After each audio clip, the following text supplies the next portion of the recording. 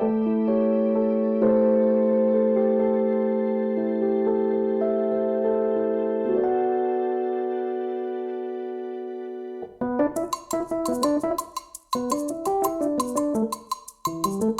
going to show you guys a little feature that DJI has built into their drones that can really help you to catch some unique shots and give you peace of mind. Quite frankly, you can do this with any drone, but the smaller the drone, usually the better it is for this type of application. Gotta love PGY tech filters. If you need a tutorial on that, check right here. It's always a good idea to check UAV forecast. I don't feel I stress on that enough before you fly to make sure that the wind is not too much, especially when flying these mini drones. Let's unfold this bad boy, get it up in the air, and let's get this tutorial started. DJI, come on. When are you gonna give me connection to the smart controller? I always have the smart controller with me and I gotta be carrying two controllers. Okay, I'm done complaining. I'll switch to video mode. Let's go at 4K 30. My ISO is going to be 1/60th, double my frame rate, right? If you don't know about that stuff, check this link over here so you can understand shutter and frame rate when it comes to filters and stuff like that with the Mini 2. My white balance I like at 5600. For this drone, so 2, 3, 4, 5, 5600K. There you go. We're a little underexposed at -1, so we'll put the ISO. We'll put the ISO at 200. There we go. Now we're perfectly exposed. Now people say, don't bring up your ISO. It's fine. 100, 200, 300, 400, especially in dark scenarios, right? You need to, increase the sensitivity of that sensor so you can pick up more light.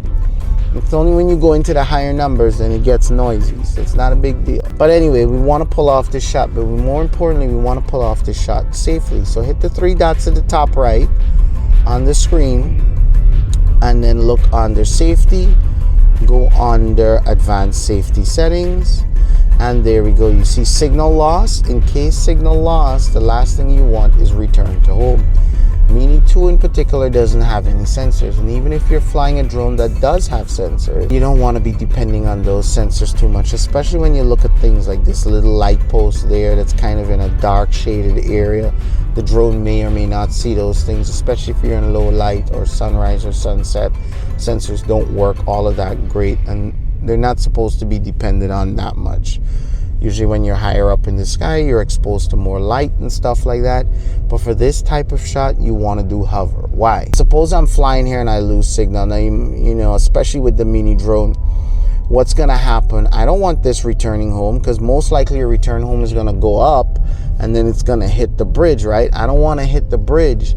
So if I lose signal, I rather hover. I can come out the car, reposition myself, walk a few steps, catch back the signal, and fly it back manually, as opposed to having to worry it going up, hitting the bottom of the bridge, or even if it has sensors and the top sensors don't sense well, the side sensors or the front sensors, and then you have things in front of you, things on top of you as you're flying back, and the sensors kind of freak out or they don't work well or something malfunctions. No, you want to be able to take control of your drone and be able to fly it back manually, right? So the first thing you're going to do is don't put yourself in a predicament where you can't get out the car or you can't get up from wherever you're sitting and move around and get a better vantage point.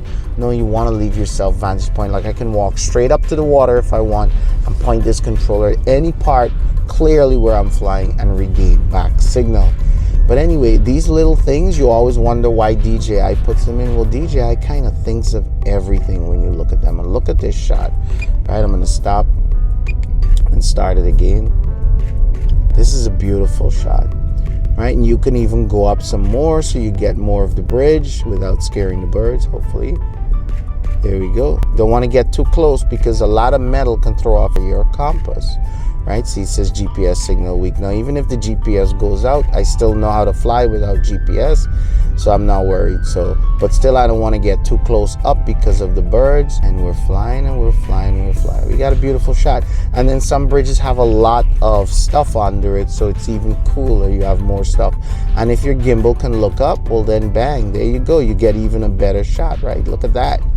That's even better. You don't have to fly up. You just point the gimbal up and you get yourself a shot. Really nice, really beautiful, really simple, really easy. And if I lose signal, I don't have to worry, just reposition myself, right? Of course, watch out for birds. New York City birds, they're kind of used to us, all right? So there we go. I'll turn around. Oh man, look at that city. Look at that city. You can do angular shots too. You can do kind of like angular shots like this, where I can get like the city and the bridge and stuff. Look at that.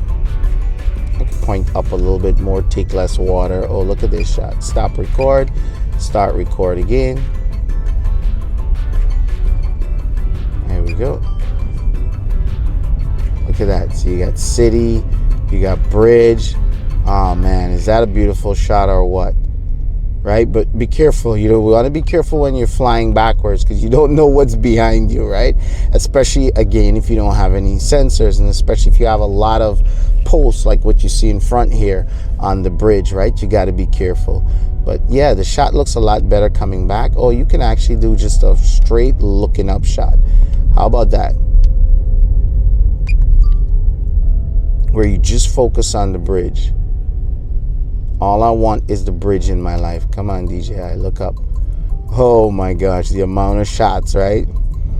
The amount of shots. And hey, even if you're doing business and you're doing inspections, you just got a super cool tip there as well, right? Give yourself more control and limit the risk. Make a safer operation if you're doing commercial work. I always like to put, when I'm doing shots like this, the cross on the center screen. So if I go to camera of your screen here, you go hit that little dot right there, and you can always see where your center point is, and that's a good guide of where your drone is going. That only works when your camera is straight ahead. There you go. So that's where my drone is going to go, dead center right now. So this is pretty cool. I want to look down a little bit and hit record as I'm going through this little loop right here. This is nice. Beautiful shot. Look at this shot. Beautiful. But be careful when you're flying backwards, right? You can also do it backwards.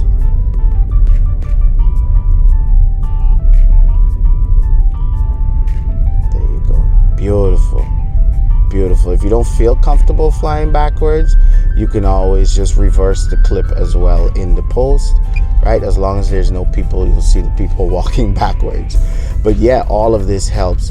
Another thing you feel free to take advantage of is the zoom, right? The Mini 2 has a beautiful zoom, which will help things to appear a lot closer than they are.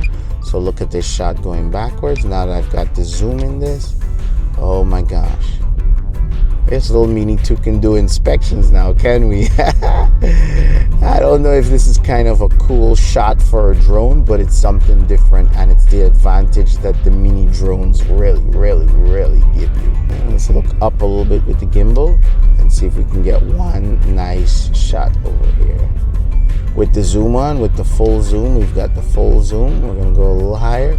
Here we go. We got a nice shot here while under the bridge, right? You can use this as establishing shots to establish where you are, or use it with establishing shots, I mean, to kind of pinpoint a specific location for a movie or for a film or for any video that you're trying to create some context for. Now my image is a little bright or a little overexposed, and that's because I'm trying to catch the top of the bridge, but it, you know, it doesn't have to be too bright. I can actually lower the ISO now and make it darker, and in the post it says perfectly exposed now. In the post, then I can make, or when I'm editing I should say, right, if you don't know what that terminology means, then I can bring out the brightness of the bridge or bring out the bottom of the bridge some more. But now if you look at the bridge, it just looks dark and, you know, there's no detail in there. Here we go, we're getting adventurous now. We got some bridge. Oh, this is a shot you don't see every day. Look at this. Oh man, you don't see that shot every day. You really don't. Look at that. Bridge, city. Wow. That's a shot, baby. That's a shot. And again, you don't have to worry about losing signal. Beautiful. Beautiful. Gotta love that zoom, huh? That zoom just put everything in perspective. And then if you're not sure what looks better with or without the zoom zoom out. You get even better. You get even a different look. Here you go. And you don't have to zoom all the way. You can zoom a bit till you get the shot that you want. How about that? Is that the shot you're looking for? The amount of things that you can do with this little drone. I feel like I haven't been creating enough videos with this drone. In case you've ever wondered, why would anyone not want return home? Well, these are the situations, right? These are the scenarios when you do not want return home. Can you imagine if you're under a bridge and the city is on the, like where the clouds are right now, the city was over there. Imagine what that shot would look like. Like, you can get so creative with this drone. I just feel like it needs to be in everyone's toolbox.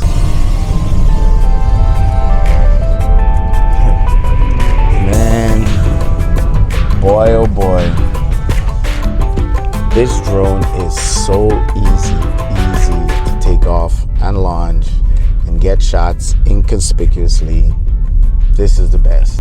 Now, very important, I hope you stuck around to the end of this video right here. You always want to go back into your settings under safety, advanced safety settings, and remove it from hover to return home when you're done. Either when you come back and you land, or when you're in the air and you've moved on to another shot that doesn't involve flying under things. You want that return to home normally, so do not forget to set it back, because one day you might be flying, you might lose signal, and you might be wondering, oh my gosh, where's my drone? It's not coming home, I lost my drone. And your drone is just sitting there and it's hovering.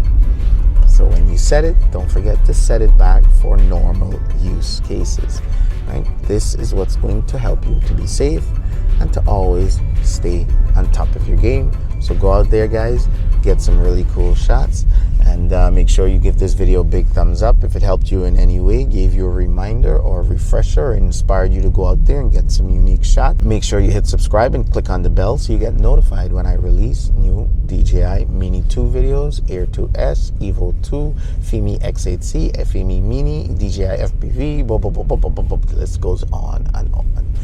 With that being said, guys, I will catch you whenever I can. Make sure you become a Patreon, guys. Big benefits to Patreon. Get direct access to me. Any questions? I'm right here on Patreon. Support this channel, and there's benefits. Last Mini 2 went all the way to the UK.